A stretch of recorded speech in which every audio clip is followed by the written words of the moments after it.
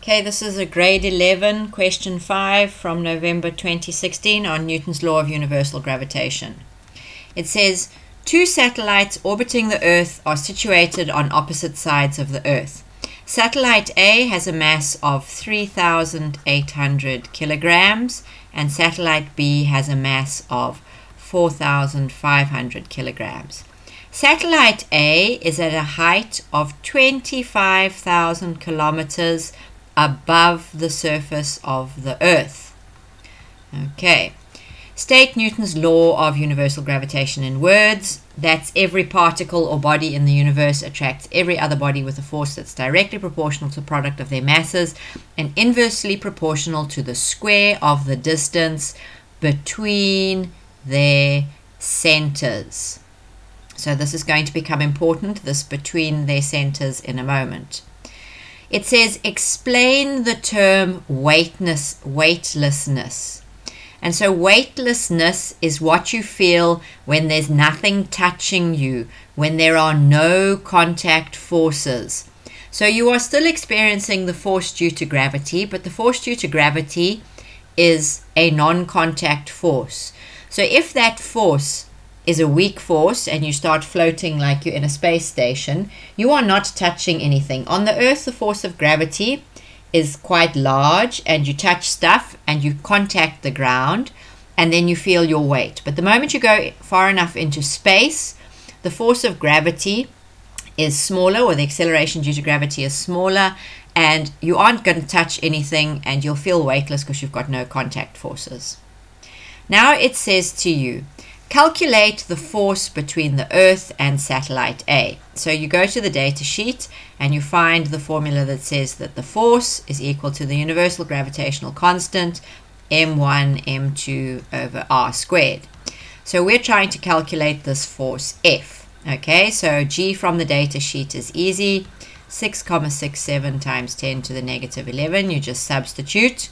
Okay, the mass of the satellite, remember the one mass is the mass of the object and the second is the mass of the planet. So the satellite is 3,800 kilograms. This is not a problem because kilograms is an SI unit. And then the mass of the Earth, you go to the data sheet, it's 5,98 times 10 to the 24. Okay, all over r squared. But this r squared is the distance between their centers.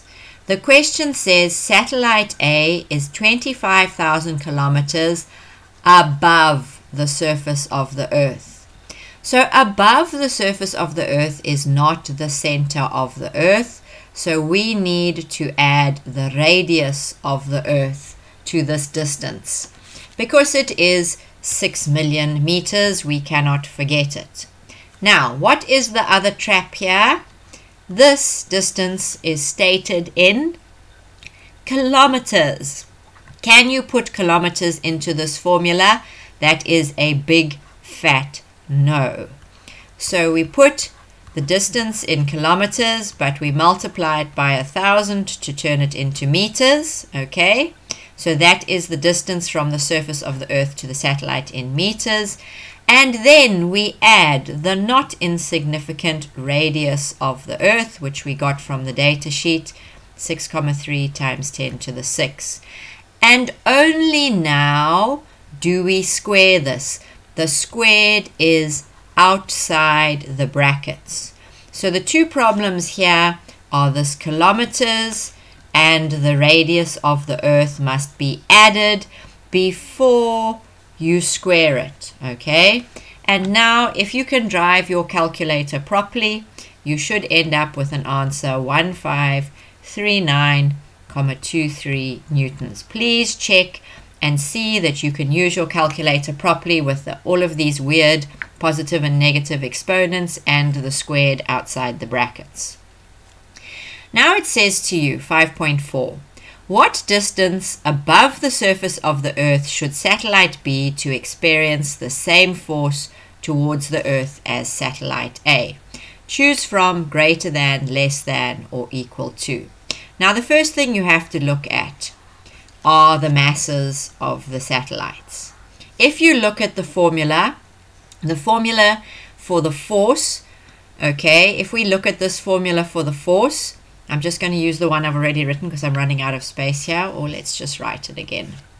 Okay, so F equals big G m1 m2 over r squared.